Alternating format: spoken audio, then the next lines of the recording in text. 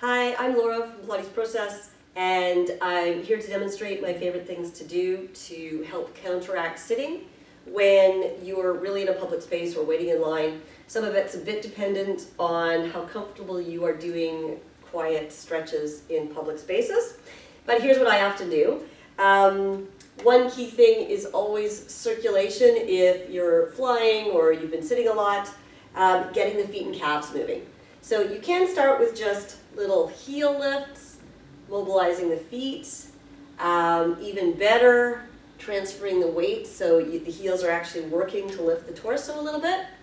If you're somewhere where you need to hold on or you can be near a wall for balance, that is fine. Use that to your advantage. Could take that to just little heel pumps where we're just lifting and lowering the feet really quickly.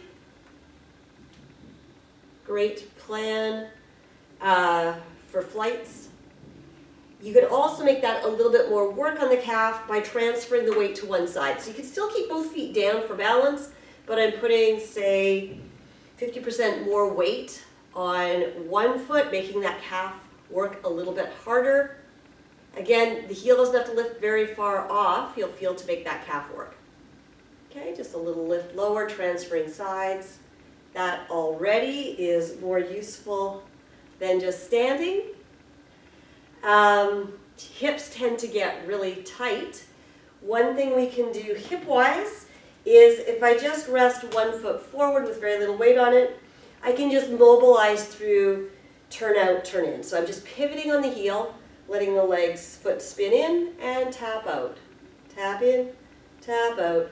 Pelvis isn't moving, it's just mobilizing that hip in the socket. I'll come a little closer for that one. Tap out, tap in, tap out, tap in. Very casual. No one knows you're doing anything useful. And obviously both sides. Little light tap in, trying not to make it be a whole body thing. From there we can move into the upper body. Shoulders, everyone likes the shoulder rolls. I find they're a little bit more useful if we do one at a time. So we take one shoulder forward and around and then the other. Almost like a swimming or a backstroke action. Because with one shoulder, it's going to be a little easier to mobilize if you've got some tightness in your mid-back. It also involves more things. So it's getting a little more involvement, not just from the shoulders, but through the spine, through the torso. And then you can reverse that, up and over, up and over. We can take that a little bit further to have one hand on the shoulder, bring an elbow across the body, gives a nice stretch through the back of the shoulder and ribs, and let the elbow open. And across, and let the elbow open. You can do these things sitting. It tends to be better and more effective in a standing position. We're less crumpled, less rounded, so already we have a bit more movement available in standing.